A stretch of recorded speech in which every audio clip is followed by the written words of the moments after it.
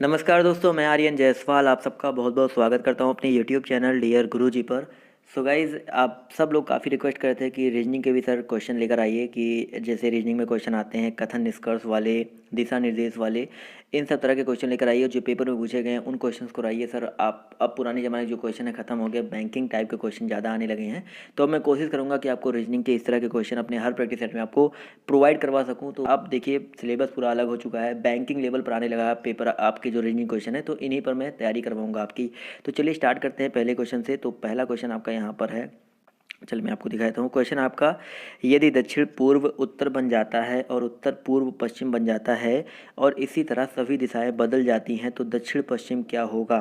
तो चलिए यहाँ पर पहले इस क्वेश्चन को हम यहाँ बना लेते हैं फटाक से फिगर। तो देखिए यहाँ पर कह रहा है यदि दक्षिण पूर्व उत्तर बन जाता है, तो पहले हम बना लेते हैं। क्या आपका ये है उत्तर, यहाँ पर हम बना दिए उत्तर को, फिर यहाँ क्या हो जाएगा आपका दक्षिण हो जाएगा, यहाँ पूरब हो जाएगा, और यहाँ क्या आपका हो जाएगा पश्चिम हो जाएगा।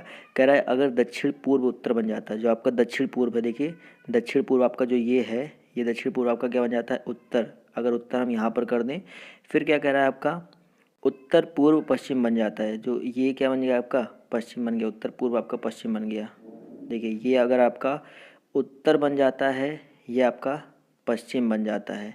फिर कह रहा है इसी तरह सभी दिशाएं बदल दी जाती हैं तो दक्षिण पश्चिम क्या होगा। देखिए दक्षिण पश्चिम की बात करें तो यहाँ पर देखिए ये उत्तर है, ये आपका क्या बना है जो आपका उत्तर पूर्व है वो आपका पश्चिम बना हो, ये आपका पश्चिम है, तो पश्चिम के बिल्कुल पीछे क्या होता है आपका पूरब होता है ना। तो यहाँ पर जो ऑप्शन फर्स्ट है पूरब, ये बिल्कुल करेक्ट हो जाएगा। समझ गए ना। देखिए अब से कह रहा है कि उत्तर पूर्व जो है आपका वो पश्चिम बन जाता है, पश्चिम के बिल्कुल पीछे आपका पूरब होता है, तो ये जो आपका दक्षिण पश्चिम है तो आपका क्या बन जाएगा, ये पूरब बन जाएगा। तो ऑप्शन फर्स्ट इसका बिल्कुल करेक्ट हो जाएगा। चलिए बढ़ते हैं अगले क्वेश्चन पर। तो अगला क्वेश्चन आपसे कह रहा है अतुल उत्तर की तरफ 5 किलोमीटर की दूरी तक चलता है और फिर दाईं ओर मुड़कर 3 किलोमीटर चलने के बाद फिर से वह दाईं ओर मुड़ता है और 5 किलोमीटर चलता है, तो वह आरंभिक स्थान से किस दिशा में। फटाक से इस क्वेश्चन के फिगर को बनाते हैं। तो कह रहा है अतुल 5 किलोमीटर उत्तर की तरफ चलता है, यानी कि ये 5 किलोमीटर आपका ये ऊपर की तरफ चला, यही तो हुआ ना भाई। उसके बाद कह रहा है ये आपका 5 दिखा दिया, फिर दाईं ओर मुड़ गया। दाईं ओर मुड़ने का मतलब इस साइड ये मुड़ गया। इस साइड मुड़ने के बाद फिर कहता है कि वह फिर दाईं ओर मुड़ गया और 3 किलोमीटर चलने के बाद 3 किलोमीटर चलने के बाद फिर से वह दाईं ओर मुड़ जाता है। फिर से हम दाईं ओर इसको मोड़ देते हैं, फिर वो 5 किलोमीटर और चलता है। अब वो आरंभिक स्थान से किस दिशा में, अगर हमने इसको उत्तर माना है तो ये वाला कौन सा दिशा होगा। अगर हम इसकी बात करें तो ये कौन सा दिशा हो जाएगा दोस्तों आपका, ये आपका कौन सा दिशा हो जाएगा, ये आपका हो जाएगा पूरब हो जाएगा। तो यानी कि ऑप्शन नंबर इसका जो फर्स्ट है वो बिल्कुल करेक्ट हो जाएगा। इससे अगर इस साइड देखेंगे तो आपका ये पूरब ही, तो भाई ये उत्तर, ये दक्षिण, ये पूरब, ये पश्चिम, ये वाला आपका पश्चिम, ये वाला आपका पूरब, तो आपका ये वाला दिशा कौन सा हो जाएगा, पूरब तो हो जाएगा। तो ऑप्शन फर्स्ट इसका बिल्कुल करेक्ट हो जाएगा। चलिए बढ़ते हैं अगले क्वेश्चन पर। देखिए कथन निष्कर्ष, जैसा कि आप लोग हमेशा मांगते हैं इस तरह के क्वेश्चन, और ये बिल्कुल आपके तर्क वाले क्वेश्चन है। तो कथन कह रहा है आपसे, क्या सरकार को शराब उत्पादन पर प्रतिबंध लगा देना चाहिए। और तर्क यहाँ पर दिया गया है कि हाँ, इससे सड़क दुर्घटनाएं और कई अन्य स्वास्थ्य समस्याएं कम हो जाएंगी। और दूसरा कह रहा है नहीं, यह निर्णय शराब उद्योग में नौकरियों को खत्म कर देगा। अब ये लेटेस्ट में किसी एग्जामिनेशन में पूछा गया था, मुझे याद आ रहा है शायद यूपी पुलिस में पूछा गया था। तो बेसिकली अगर देखा जाए इस कथन में, तो क्या सरकार को शराब उत्पादन पर प्रतिबंध लगा देना चाहिए। इससे स्पष्ट है कि शराब उत्पादन से सड़क दुर्घटनाएं और अन्य कई स्वास्थ्य समस्याएं हो जाती है।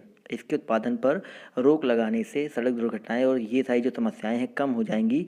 इसलिए जो मजबूत तर्क होगा वो आपका ऑप्शन नंबर फर्स्ट ही होगा। यहाँ पर आपको जो आपका एग्जामिनेशन होता है ना, उसको ध्यान में रखते हुए देखिए, सरकार है, अगर उत्तर प्रदेश पुलिस के एग्जामिनेशन में आया है तो यहाँ पर आप खुद सोचो कि जो आपका कौन सा तर्क मजबूत होगा। यहाँ पर आपको शराब उद्योग और नौकरियाँ ज़्यादा प्यारी हैं, या अगर आपको सड़क दुर्घटनाएं और इन सब चीज़ों से आपको छुटकारा पाना है, तो आपका जो ऑप्शन फर्स्ट है वो ज़्यादा तर्क मजबूत होगा। तो यहाँ पर ऑप्शन फर्स्ट पे हम लोग टिक कर देंगे। आते हैं अगले क्वेश्चन पर। तो अगला क्वेश्चन आपका यहाँ पर है, राजेश का वेतन 12,500 रुपये है और अरविंद का वेतन कितना है। अच्छा, यहाँ कह रहा है क्वेश्चन, प्रश्न कह रहा है आपसे, राजेश का वेतन 12,500 रुपये है तो अरविंद का वेतन कितना है। और कथन कह रहा है अरविंद अपने और राजेश के कुल वेतन का 3/5 वेतन पाता है। और दूसरा कथन कह रहा है अरविंद के वेतन का 2/3 के औसत वेतन के बराबर है। अरविंद के वेतन का 2/3 दोनों के औसत वेतन के बराबर है।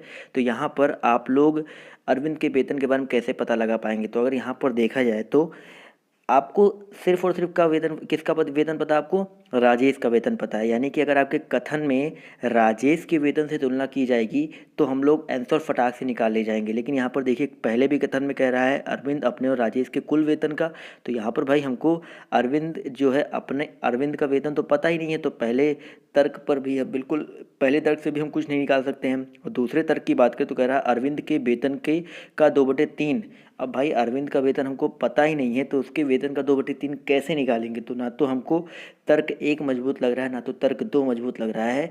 इसलिए ऑप्शन जो इसका सी है, ना तो तर्क 1 ना ही तर्क 2 मजबूत है। समझ गए दोस्तों? तो आपके जो स्टेटमेंट वाले क्वेश्चन आ रहे हैं इसी तरह क्वेश्चन आ रहे हैं। अब मैं कोशिश करूँगा आपके जो लेंदी टाइप के क्वेश्चन होते हैं उनको मैं आपको अपने इस सीरीज़ में आपको मैं आगे लगवाता रहूँगा।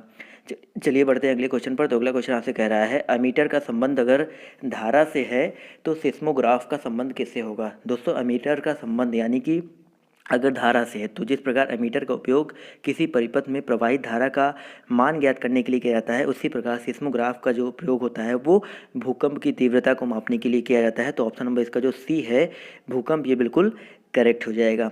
चलिए बढ़ते हैं दोस्तों अगले क्वेश्चन पर। तो अगला क्वेश्चन आपसे कह रहा है मधुमक्खी का संबंध अगर झुंड से है तो सवार का संबंध किससे होगा? देखिए मधुमक्खी का संबंध अगर अगर मधुमक्खियाँ हमारी झुंड में रहती हैं तो जो सवार रहता है वो बेसिकली घुड़सवार दल में रहता है। जो सवार होता है वो आपका घुड़सवार दल में होता है। तो यहाँ पर ऑप्शन जो बी है वो बिल्कुल करेक्ट हो जाएगा। याद रखिएगा सवार जो होता है वो आपका घुड़सवार दल में रहता है। चलिए अगले क्वेश्चन पर आते हैं। तो अगला क्वेश्चन आपसे कह रहा है बछड़ा गाय से जिस प्रकार संबंधित है उसी प्रकार लार्वा किससे संबंधित है? बछड़ा गाय से जिस प्रकार संबंधित है उसी प्रकार जो आपका लार्वा है वो बेसिकली आपका मच्छर से संबंधित है। याद रखिएगा क्यों मच्छर यहाँ पर करेक्ट होगा ये भी मैं आपको बताता हूँ।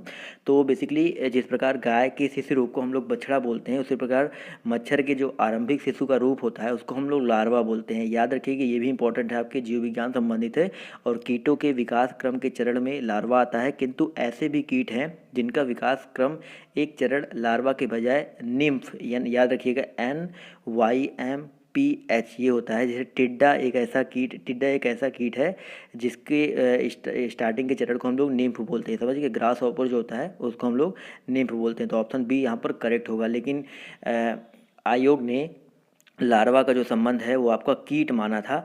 तो ये उत्तर जो था त्रुटिपूर्ण था और काफ़ी लोगों ने इस पर ऑब्जेक्शन भी किया था। बट इसका जो करेक्ट आंसर होना चाहिए वो आपका मच्छर ही होना चाहिए। आते हैं अगले क्वेश्चन पर। तो अगला क्वेश्चन आपका यहाँ पर है बांग्लादेश का संबंध अगर ढाका से है तो इटली का संबंध किससे होगा? आपको पता है बांग्लादेश की राजधानी अगर ढाका है तो इटली की राजधानी कौन सी? आप सबको पता है इटली की राजधानी रोम है। तो यहाँ पर ऑप्शन जो इसका ए है रोम, इसका ये बिल्कुल करेक्ट हो जाएगा। समझ गए दोस्तों? चलिए बढ़ते हैं अगले क्वेश्चन यहाँ पर है आपके सामने। अगर EFG का संबंध EFG 567 से जिस प्रकार संबंधित है उसी प्रकार OPQ किससे संबंधित है? देखिए EFG यानी कि 5 6 7, E का कोड कितना होता है? 5 होता है। F का कोड कितना होता है? 6 होता है। और 7 का कोड कितना होता है भाई? G होता है। इसी प्रकार अगर हम OPQ की बात करें तो O का कोड कितना होता है भाई? O का मतलब होता है 15, P का मतलब होता है 16 और Q का मतलब होता है 17, यानी कि 15 16 17। तो ऑप्शन जो सी है वो बिल्कुल करेक्ट हो जाएगा। समझ में आ गया दोस्तों? चलिए बढ़ते हैं अगले क्वेश्चन पर। तो अगला क्वेश्चन आपसे कह रहा है यहाँ पर बताना है अगर EV का संबंध MN से है तो JQ का संबंध किससे होगा? देखिए बहुत ही आसान क्वेश्चन है।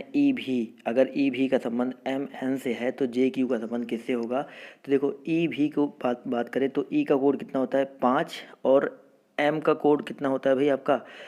भी का कोड कितना होता है आपका? 22 और 22 और 5 मिलकर कितना हो रहा है भाई? 27 हो रहा है। 22 या इसका कोड 5 इसका कोड 22 और 5 मिलकर आपका 27। इसी तरह MN की बारे में बात करें तो यहाँ पर इससे भी लगा सकते हो या दूसरा तरीका क्या है आपका? देखिए ई का अपोजिट क्या होता है? V होता है। M का अपोजिट N होता है। J का अपोजिट Q होता है। J का अपोजिट क्या होता है? Q होता है। और इसी तरह देखा जाए तो I का अपोजिट क्या होता है? R होता है। यहाँ पर I और R होगा, ये बिल्कुल करेक्ट हो जाएगा। D का W होता है। समझ गए कि नहीं भाई? और H का अपोजिट आपका S होता है। और के का अपोजिट क्या होता है आप लोग कमेंट करके बताइएगा। चलिए बढ़ते हैं अगले क्वेश्चन पर। तो अगला क्वेश्चन आपका यहाँ पर है, बी सी ई का संबंध अगर 235 से है तो के एम क्यू का संबंध किससे होगा। बी सी ई के बारे में बात कर रहा है, तो यहाँ पर देखिए ध्यान से, बी सी ई की कोडिंग करते हैं तो बी का कोड कितना होता है 2, सी का कोड 3, ई का कोड 5। इसी तरह के एम क्यू की बात करें तो के एम क्यू में भी आपका क्या आ जाएगा 11, एम का कोड आपका 13 होता है और क्यू का कोड आपका क्या होता है 17 होता है। तो यहाँ पर 11, 13, 17 यानी कि ऑप्शन जो सी है वो बिल्कुल करेक्ट हो जाएगा। तो ये पहला क्लास था इसलिए थोड़ा छोटा क्लास था, बट अब आगे आपको और भी हाई लेवल के क्वेश्चन और जिस जिस तरह क्वेश्चन आपके पेपर में पूछे जाते हैं रीजनिंग के, उसी तरह के क्वेश्चन जो आपको प्रोवाइड किए जाएंगे। तो अगर आपको वीडियो पसंद आई तो वीडियो को लाइक कर दीजिएगा और वीडियो को शेयर कर दो दोस्तों, जिससे सभी लोगों के पास ये वीडियोस पहुंच जाए और सारे लोग वीडियोस का फ़ायदा उठा सकें। छोटा चैनल है इसी वजह से ज़्यादा लोग जान नहीं पाते हैं, बट कोशिश करिए कि ज़्यादा से ज़्यादा लोग जान पाए, जिससे थोड़ा सा चैनल मेरा भी ग्रो कर सके और आपको मैं ऐसे ही कंटेंट आपको लगातार प्रोवाइड करता रहूँ। तो दोस्तों अभी के लिए इस वीडियो में मिलते हैं, अभी के लिए बाय, टेक केयर, जय हिंद, जय भारत। मिलते हैं आप सबसे नेक्स्ट वीडियो में।